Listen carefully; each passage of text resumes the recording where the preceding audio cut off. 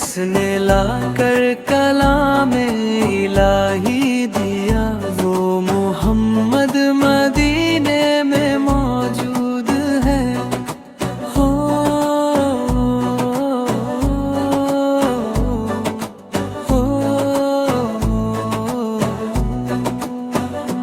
پھول کھلتے ہیں پر کے صلی اعلیٰ، جھوم کر کہہ رہی ہے یہ باد صبا، ایسی خوشبو چمن کے گلوں میں کہاں، جو نبی کے پسینے میں موجود ہے۔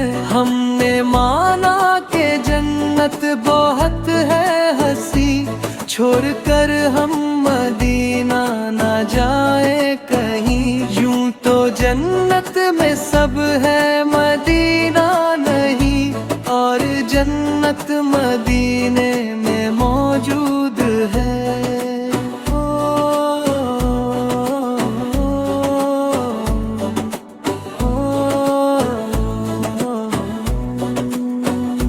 چھوڑنا تیرا طیبہ گوارا نہیں، ساری دنیا میں ایسا نظارہ نہیں۔